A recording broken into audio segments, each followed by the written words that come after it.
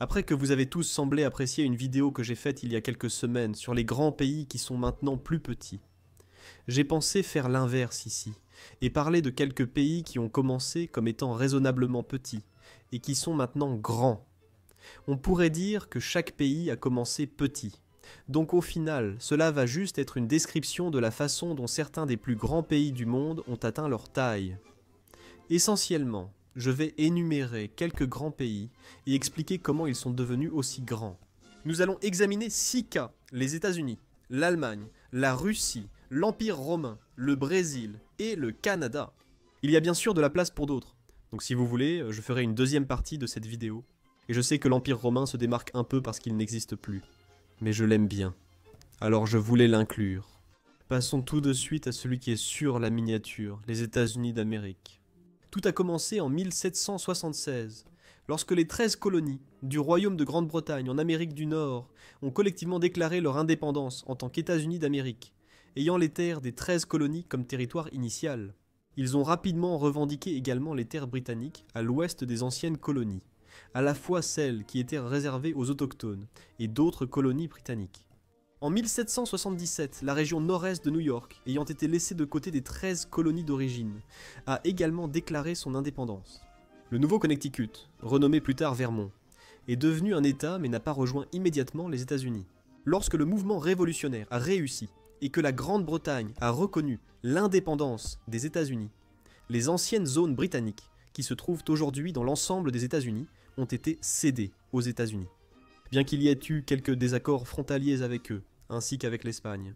Après cela, il y eut une période de restructuration interne et d'organisation du territoire. Et puis l'expansion vers l'ouest a commencé. En 1803, les États-Unis ont acheté la Louisiane à la France, un territoire gigantesque. J'ai une vidéo qui explique en détail ce qui s'est passé. Le lien sera dans la description si vous voulez la regarder. La phase suivante fut l'expansion vers le nord-ouest, commençant en 1819 jusqu'à 1845, qui établit la frontière nord comme cette ligne droite, et définit le territoire de l'Oregon comme une région partagée avec le Royaume-Uni. Je n'arrive pas à imaginer comment deux pays peuvent partager une région, mais j'imagine que cela s'est produit. En 1821, l'Espagne a cédé la Floride à l'Union. Ensuite, il y a eu l'expansion vers le sud-ouest avec l'annexion du Texas et son admission en tant que 28e État en 1845. En 1946, la frontière nord a été complètement redessinée. Le territoire de l'Oregon est passé sous la souveraineté des États-Unis, malgré une légère perte de terre au profit des Britanniques. Toutefois, l'annexion du Texas par les États-Unis a eu lieu suite à la révolte de la région contre le Mexique. C'était quelque chose que le Mexique n'a pas apprécié, et cela a donc conduit à une guerre entre les deux pays. Les États-Unis ont remporté cette guerre, et ainsi le traité de paix de Guadalupe Hidalgo a vu le Mexique céder une grande partie de ses terres aux États-Unis, comprenant ses territoires de Alta California, Santa Fe et Nuevo Mexico, ainsi que leurs revendications sur le Texas. Cela s'est passé en 1848. En 1854, et je sais que ce ne sont que des dates qui s'enchaînent, les États-Unis ont acheté une grande parcelle de terre au Mexique, connue sous le nom d'achat Gadsden, car elle offrait une bien meilleure route pour un chemin de fer du sud que les États-Unis voulaient en construire. Après cela, la domination continentale de l'Amérique était quasiment établie. Ainsi débutait l'impérialisme américain, les États-Unis cherchant à étendre leur emprise outre-mer. D'abord, ils ont revendiqué les îles de Navassa et Howland en 1858. Ensuite, un an plus tard, les îles Johnston-Adel et de plus en plus d'îles du Pacifique ont suivi, le point culminant étant l'annexion d'Hawaï en 1898. Avant cela, en 1867, ils ont acheté l'Alaska à l'Empire russe pour seulement 7,2 millions. À la valeur d'aujourd'hui, cela équivaudrait à environ 115 millions, ce qui reste assez bon marché. De plus, à partir de 1868, ils ont commencé à revendiquer des îles dans les Caraïbes, étendant encore leur influence à l'étranger et devenant l'un des plus grands pays du monde. Ensuite, nous avons l'Allemagne. Maintenant, l'Allemagne est un cas compliqué, car son émergence en tant qu'État-nation unifié a eu lieu relativement tard dans l'histoire par rapport à d'autres pays. Nous avons le Saint-Empire romain, germanique et l'absurdité géographique qu'il semblait représenter. Donc, il est difficile de déterminer un lieu précis ou un état d'origine, surtout parce que beaucoup d'entre eux se chevauchaient. Cependant, Wikipédia avait en fait un graphique très intéressant qui nous permet de voir lesquels existaient là plus tôt ou plus tard, et comment ils coexistaient parfois. Et donc, techniquement, nous pouvons indiquer plusieurs états d'origine de l'Allemagne. Les vieux Prussiens, la Fédération lutétienne, la Marche du Nord et bien d'autres.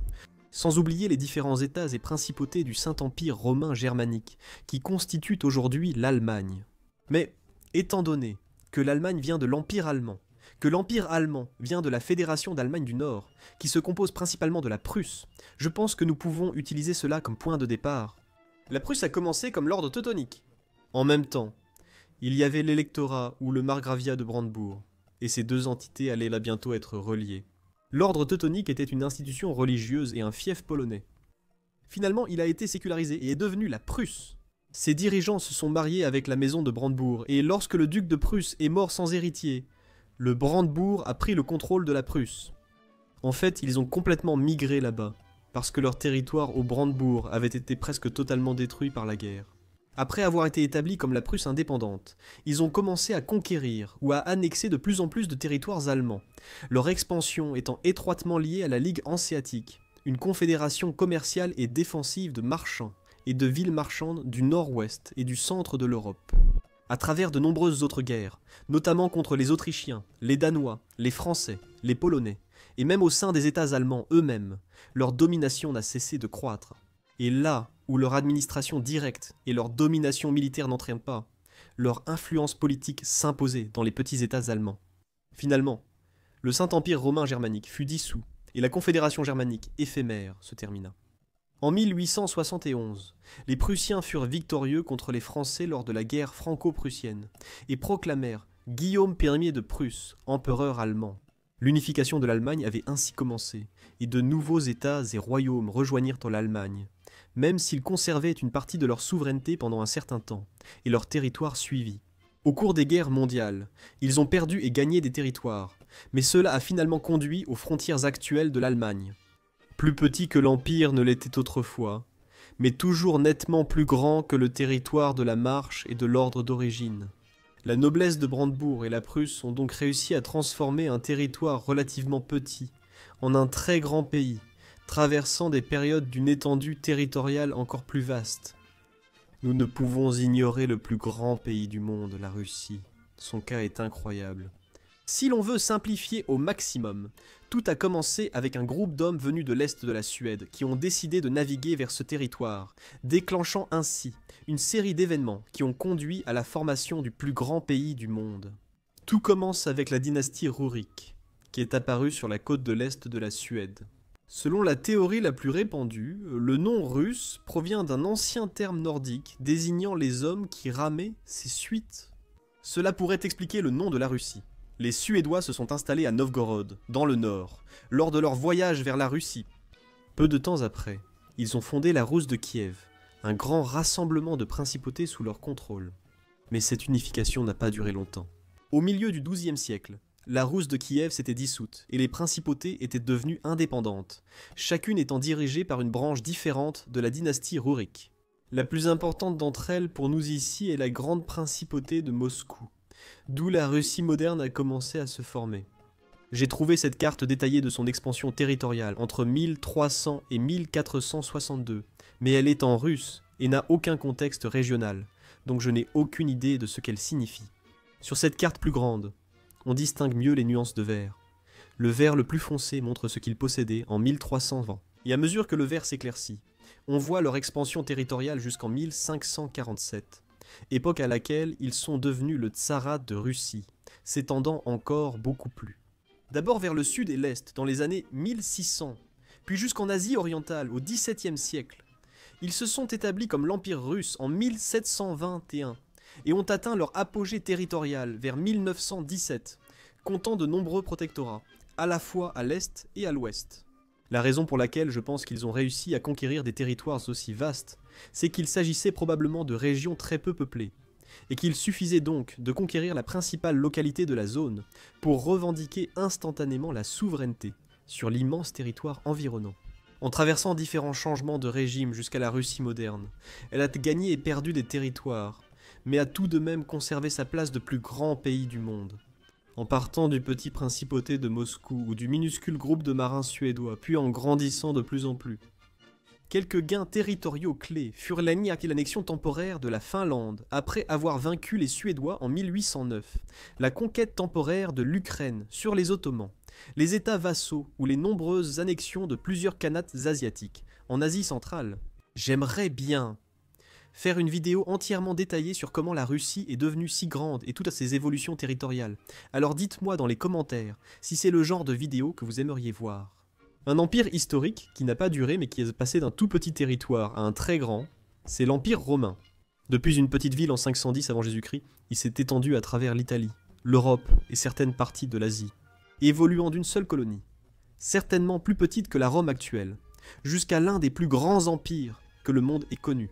Tout a commencé avec la conquête de la Ligue latine, puis la conquête de la Sicile, de la Corse et de la Sardaigne, ainsi que l'établissement d'une présence dans les Balkans, avant de passer en mode empire total et de s'étendre dans la péninsule ibérique, en Afrique du Nord, en Grèce, avec pour base l'ensemble de l'Italie, puis de s'étendre encore davantage grâce à la conquête de la Gaule par Jules César et celle de l'Allemagne par Auguste. À l'époque de la victoire de Trajan sur les Parthes, l'Empire romain s'étendait de l'actuelle Lisbonne à l'ouest jusqu'au nord de l'Angleterre, au Caucase, à l'Égypte et au Maroc, avant de commencer lentement sa descente et sa dissolution.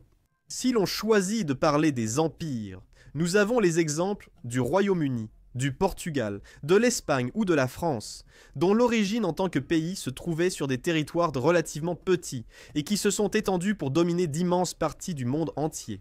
Le Portugal a commencé comme un petit comté et a constitué un très grand empire. Le Royaume-Uni a sans doute commencé comme un ensemble de petits royaumes, puis a fini par gouverner près d'un quart du monde. L'Espagne et la France, d'abord de taille moyenne, ont considérablement étendu leur influence en Europe et à l'étranger grâce à leurs empires.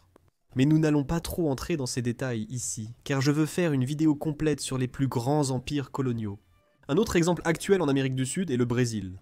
J'ai découvert un gif montrant l'expansion territoriale du Brésil depuis 1534 des capitaineries portugaises jusqu'à nos jours, ainsi que leur organisation interne au fil du temps.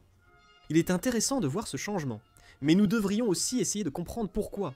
Le Brésil a commencé comme une colonie portugaise, avec un territoire assez limité quant à la profondeur à laquelle il pouvait s'étendre.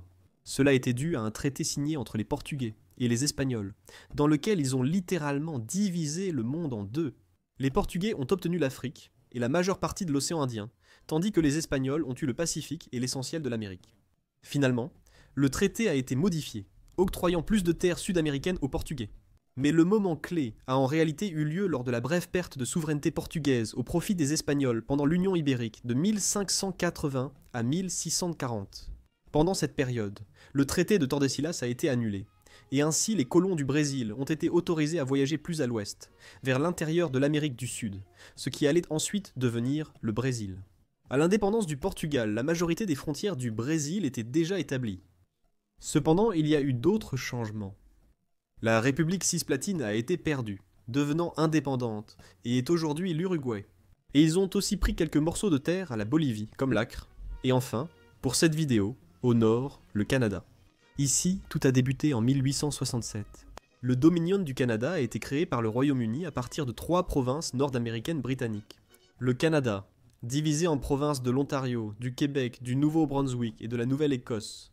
3 ans plus tard, en 1870, le Royaume-Uni a transféré la majeure partie de ses terres restantes en Amérique du Nord au Canada, le territoire du Nord-Ouest et la terre de Rupert, devenant les territoires du Nord-Ouest. Un fait amusant est que le transfert de la terre de Rupert s'est fait par un paiement de 300 000 livres par le Canada à la Compagnie de la baie de Hudson, une entreprise qui existe encore aujourd'hui et qui a été fondée en 1670 par une charte royale anglaise, ayant fonctionné comme le gouvernement de facto des territoires du Canada pendant un certain temps à l'époque.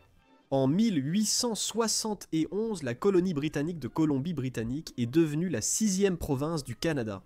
La province a apporté avec elle son différend avec les États-Unis au sujet des îles San Juan, que les États-Unis ont finalement remporté. 2 ans plus tard, en 1873, ils ont obtenu une 7e province, lorsque l'île du Prince-Édouard a rejoint la Confédération. Après cela, les seuls changements territoriaux qu'ils ont connus concernaient l'organisation interne, à l'exception du transfert par la Grande-Bretagne de ses îles arctiques au gouvernement canadien en 1880.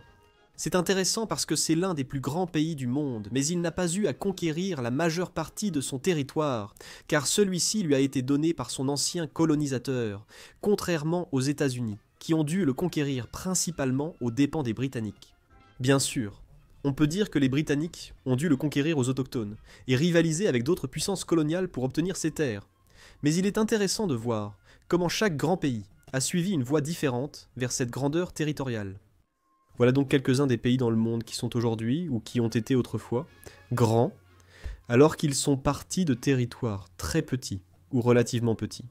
J'ai reçu beaucoup de suggestions de votre part sur la vidéo des pays passés de grands à petits, concernant d'autres pays qui ont perdu une grande partie de leur territoire, donc il se peut que je fasse une deuxième partie à ce sujet. Mais si vous souhaitez également une deuxième partie de celle-ci, laissez un commentaire ci-dessous, avec des suggestions de pays qui sont aujourd'hui, ou qui ont été autrefois, grands en termes de superficie, étant partis d'un petit territoire, et ayant étendu leur domination au fil de l'histoire. Merci beaucoup d'avoir regardé cette vidéo, abonnez-vous si vous voulez voir les prochaines, et je vous retrouve la prochaine fois pour plus de culture générale.